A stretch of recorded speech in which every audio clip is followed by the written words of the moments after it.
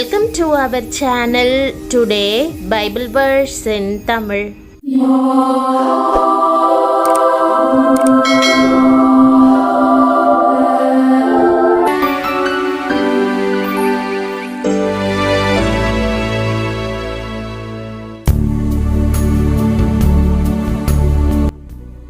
இன்றைய வசனம் யோபு 5ஆம் அதிகாரம் 9ஆம் வசனம். கிறிஸ்துவுக்குள் பிரியமானவர்களே, நம்முடைய ஆண்டவரும் இரட்சகருமான இயேசு கிறிஸ்துவின் வல்லமையுள்ள நாமத்தில் உங்களை வாழ்த்துகிறேன். இன்று வேதத்திலுள்ள ஆராய்ந்து முடியாத பெரிய காரியங்களையும் எண்ணி முடியாத அதிசயங்களையும் அவர் செய்கிறார் என்ற அருமையான வசனத்தை தியானிக்கப் போகிறோம்.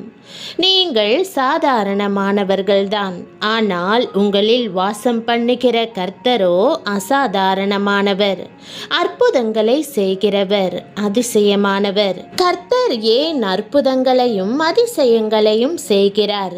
அவர் மனதுருக்கம் நிறைந்தவராக இருக்கிறதினால் அற்புதங்களை செய்கிறார். அவருடைய அன்பும் பாசமும் இரக்கமும் தயவும் மனதுருக்கமும் உங்களுடைய வாழ்க்கையிலே அற்புதங்களை கொண்டு வருகிறது. அதை குறித்து யோபு பக்தன் ஆச்சரியப்பட்டு அவர் ஆராய்ந்து முடியாத பெரிய காரியங்களையும் எண்ணி முடியாத அதிசயங்களையும் செய்கிறார் என்று சொல்லி மனம் பூரித்தார், தேவனை துதித்தார். இரண்டாவதாக, கர்த்தர் ஏன் அதிசயங்களை செய்கிறார்? ஏனென்றால் அவர் பெயரே அதிசயமானவர் என்பதாகும். அவருடைய பெயரே அதிசயமானவர் என்பதால் அவருடைய வாழ்க்கையெல்லாம் அதிசயம். அவர் செய்யும் கிரியைகள் எல்லாமே அதிசயம்தான். அவர் செய்த அதிசயங்களை வேதத்திலிருந்து தியானித்து பாருங்கள். வெளிச்சம் உண்டாக கடவது என்று சொன்னார். அதிசயமாய் சூரியன், சந்திரன், நட்சத்திரங்கள் எல்லாம் தோன்றிற்று. இறையாதே அமைதலா இரு என்று சொன்னார். ஆச்சரியமாய் கடலும் காற்றும் அவருக்கு கீழ்ப்படிந்து அமைதல் உண்டாயிற்று. இவனை விட்டு புறப்பட்டு போ என்று அசுத்த ஆவிக்கு கட்டளையிட்டார். உடனே அசுத்த ஆவி விலகி ஓடிற்று.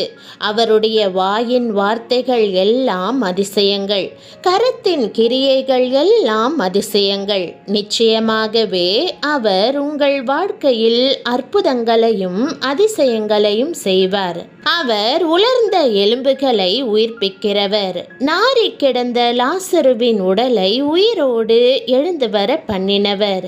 கடலின் மேல் நடந்து சென்றவர். 5 அப்பத்தை கொண்டு 5000 பேரை போஷித்தவர். அவர் அதிசயங்களை செய்கிறவர். கர்த்தர் சொல்லுகிறார், இதோ நான் மாம்சமான யாவருக்கும் தேவனாகிய கர்த்தர். என்னாலே செய்யக்கூடாத அதிசயமான காரியம் ஒன்றுண்டோ? தேவனாலே கூடாத காரியம் ஒன்றுமில்லை. ஒருவேளை இன்று கர்த்தர் என்னுடைய வாழ்க்கையிலே ஒரு அற்புதத்தை செய்ய மாட்டாரா என்றும், எனக்கு உதவி செய்து ஆட்சி தேற்ற மாட்டாரா என்றும் நீங்கள் ஏக்கத்தோடு இருக்கலாம். அற்புதங்களை செய்கிற தேவனை நோக்கி பாருங்கள். தேவனே, நீர் அதிசயமானவர் என்று போற்றி புகழ்ந்து துதியுங்கள். நிச்சயமாகவே அவர் உங்கள் வாழ்க்கையிலே அற்புதங்களை செய்வார். அவர் சிறியவனை புழுதியிலிருந்து தூக்கி விடுகிறார், எளியவனை குப்பையிலிருந்து உயர்த்துகிறார். வேதத்திலே தேவன் செய்த ஒவ்வொரு அற்புதத்துக்காகவும் அவரை துதிக்க கற்றுக்கொள்ளுங்கள். கானா ஊர் கல்யாணத்திலே திராட்சரசம் குறைவுபட்ட போது தண்ணீரை திராட்சரசமாக்கி அற்புதம் செய்யவில்லையா? தண்ணீர் போன்ற சாதாரணமானவர்களை திராட்சரசம் போன்ற பரிசுத்தவான்களாய் மாற்றவில்லையா? கர்த்தர் அதிசயமானவர் என்பதை அறிந்து கொள்ளுங்கள். பிரியமானவர்களே, நாம் மகத்தான கர்த்தரை சேவிக்கிறோம். வேதம், தேவரீர் சகலத்தையும் செய்ய வல்லவர், நீர் செய்ய நினைத்தது தடைப்படாது என்பதை அறிந்திருக்கிறேன் என்றும் கூறுகிறது. ஆம், நம் தேவன் அதிசயமானவர். வேதத்தில் ஒருவராய் பெரிய அதிசயங்களை செய்கிறவரை துதியுங்கள் என்று வாசிக்கிறோம்.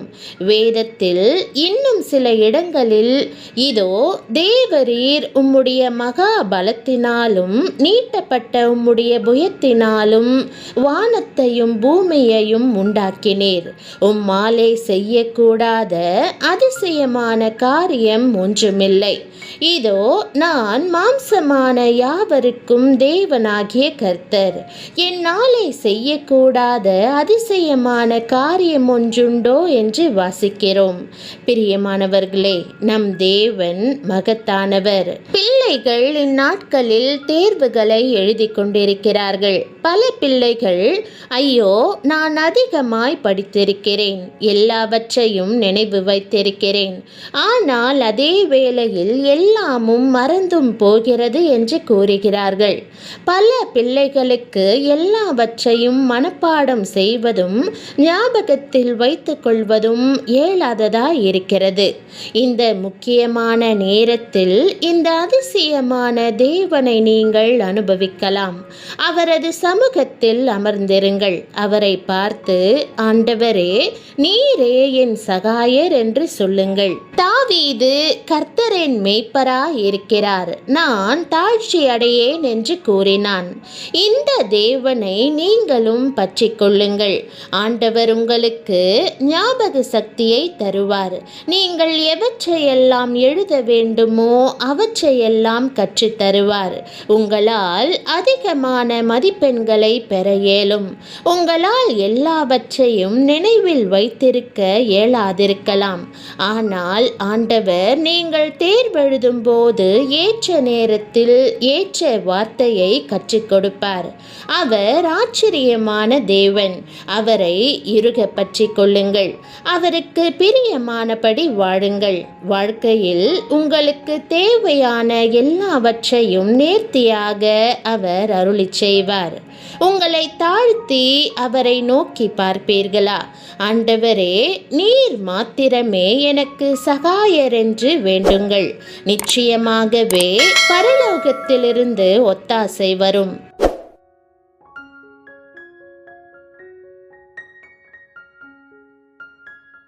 ஜெபம். அன்பின் ஆண்டவரே, நீர் அதிசயங்களை செய்கிற தேவனானபடியால் உம்மை ஸ்தோத்தரிக்கிறேன். எண்ணி முடியாத அதிசயங்களையும் பெரிய காரியங்களையும் நீர் செய்கிறீர். ஆண்டவரே, உம்மால் கூடாத காரியம் எதுவுமில்லை என்று அறிந்து இன்று உம்மை நோக்கி பார்க்கிறேன். எனக்கு சகாயராயிருந்து வாழ்வின் எல்லா சூழ்நிலையிலும் என்னை வழிநடத்தும். எனக்கு ஞானத்தையும் புத்தியையும் என் வேலையை சரியாக செய்ய ஞாபக சக்தியையும் தந்தருளும்.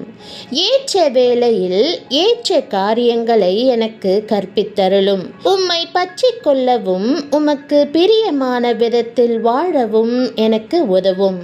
உம் சமாதானத்தாலும் திட நம்பிக்கையாலும் பலனாலும் என்னை நிறைத்தருளும். என் ஜெபத்தை கேட்டு என் வாழ்வில் அற்புதங்களை செய்வதற்காக உம்மை ஸ்தோத்தரித்து இயேசுவின் நாமத்தில் ஜெபிக்கிறேன் நல்ல பிதாவே, ஆமேன். தேவனுடைய நாமம் மகிமைப்படுவதாக. ஆமேன்.